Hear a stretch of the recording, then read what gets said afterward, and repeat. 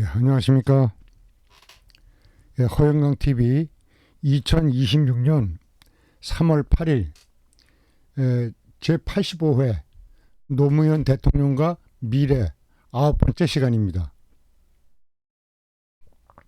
허영강 TV는 디지털 문명 창조를 위해 지속적인 노력을 하고 있습니다. 예, 오늘 그 허영강의 해인의 조화, 예, 역대 대통령과 미래 9번째 시간입니다.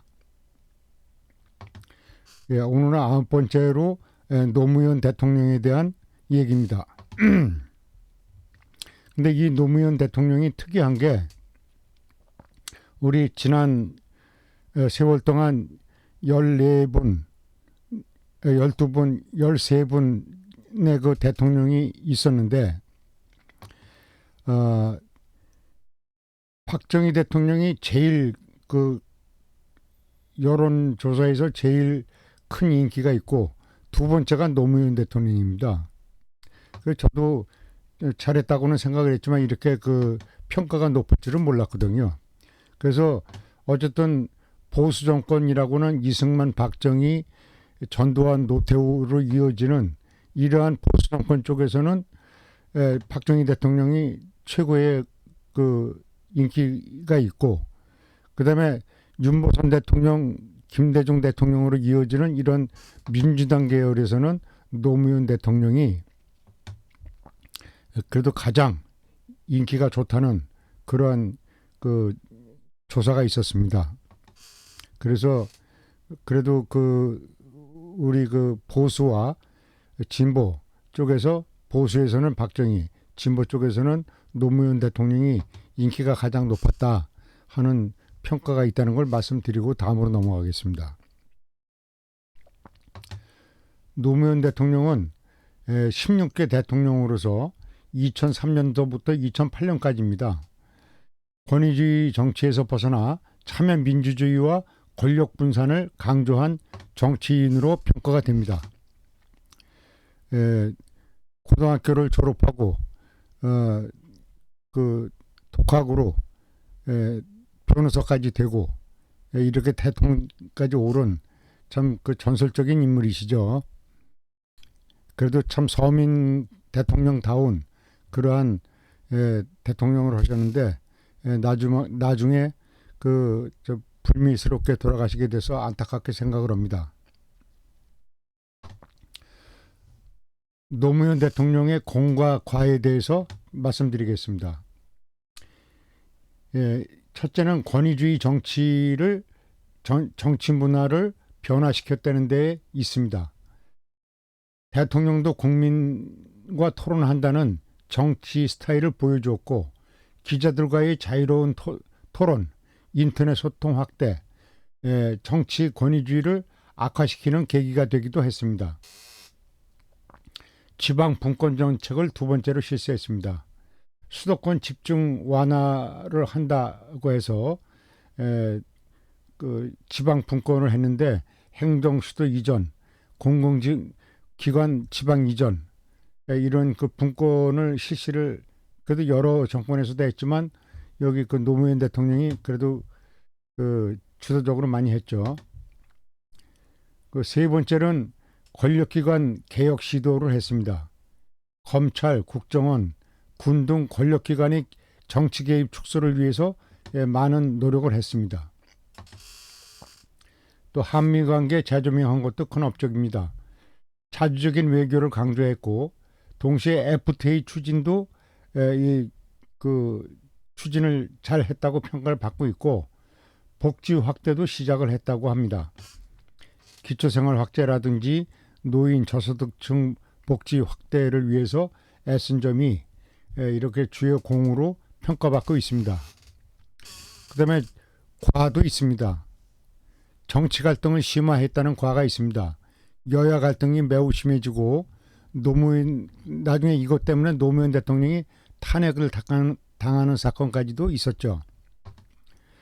그 다음에 이 민주당 계열 정책의 그 부동산 값 상승하는 거, 그건 노무현 대통령 시대도 마찬가지였습니다. 수도권 집값 급등했고 부동산 정책 실패라는 비판적인 그 존재도 하고 있습니다.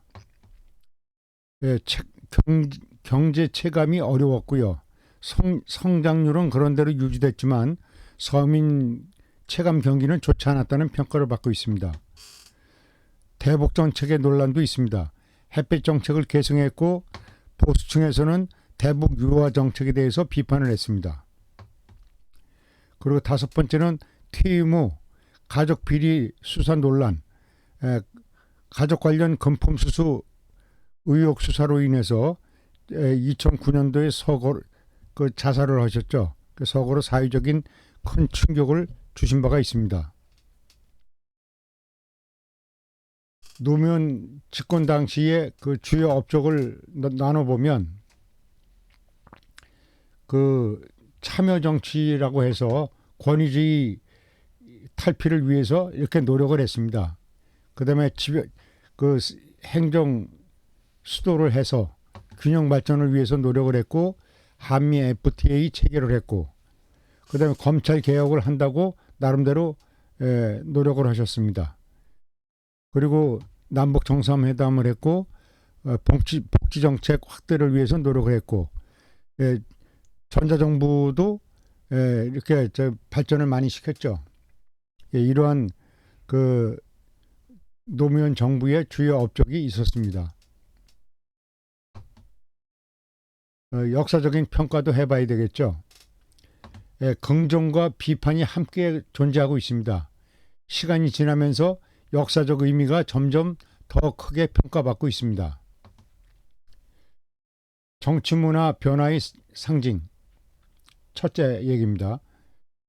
노무현은 한국 정치에서 권위주의 대통령 문화를 크게 바꾼 인물로 평가됩니다.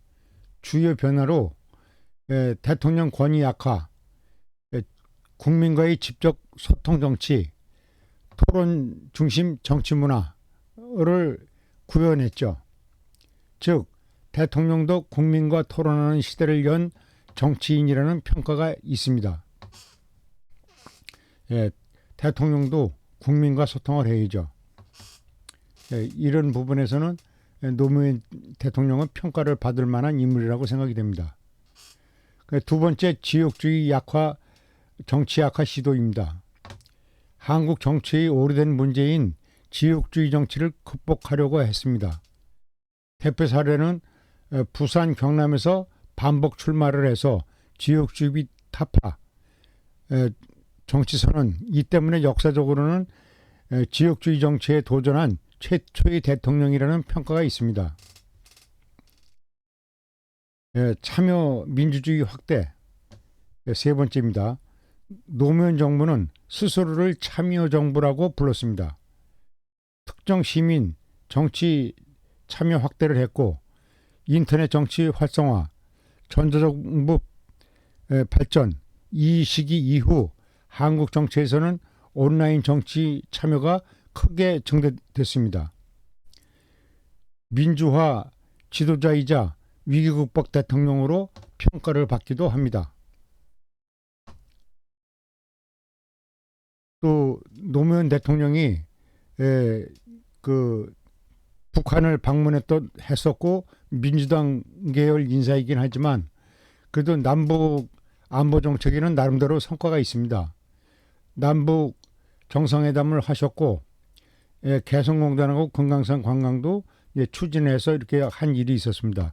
세 번째는 남북 철도하고 도로 연결을 했고 네 번째는 국방개혁을 했습니다.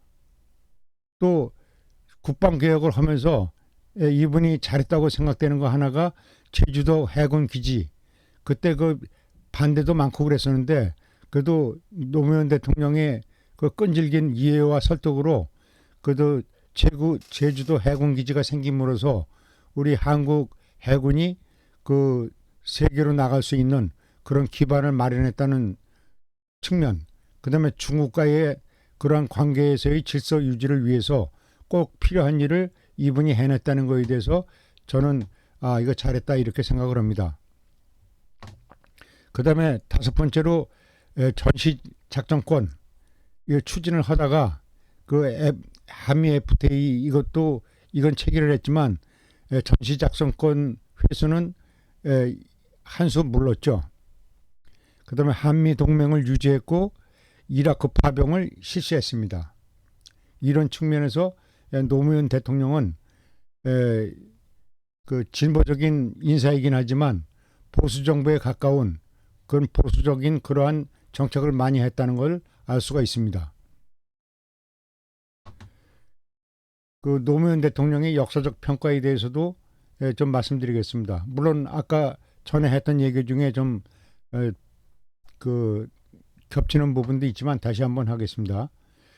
정치개혁에서 긍정적인 평가는 시민 출신 대통령이고 기존 정치 구조에 그 새로운 도전을 했다 하는 장점이 있고 그 반대편에서는 정치적 갈등을 관리하지 못한 그런 부분도 있다 하는 비판적이 있습니다. 정치 문화는 권위주의 정치 문화 확대, 국민과의 소통 정치 확대, 이러한 긍정적인 평가가 있는 반면 대통령 발언 논란으로 정치 갈등을 확대한 그런 부분도 있었습니다. 민주주의는 참여민주주의 확대와 시민 참여 그 증가를 잡았는데 정치 양극화를 심화시킨 결과도 있었다는 비판을 받고 있습니다. 경제사회, 복지 확대와 지방 균형 발전 정치 추진을 했으나 부동산 가격 상승 논란이 있습니다. 이상하게 민주당 계열 대통령이 되면 부동산 가격이 항상 이렇게 뜁니다. 그다음에 역사적 사건으로는 민주주의 발전 과정과 발전의 상징적 대통령이 됐다 하는 역사적인 평가도 있지만 노무현 대통령을 탄핵으로 불러일으킨 그런 비판도 있었다는 얘기입니다. 종합 평가를 하면 한국 정치의 권위주의 문화를 약화시키고 시민 정치 참여 정치를 확대한 대통령으로 평가되지만 정치 갈등과 정책 논란도 함께 남긴 지도자로 평가되고 있습니다. 이렇게 해서 노무현 대통령에 대한 얘기를 마치고 다음 시간에는 이명박 대통령에 대해서 말씀드리도록 하겠습니다. 시청해 주셔서 감사합니다.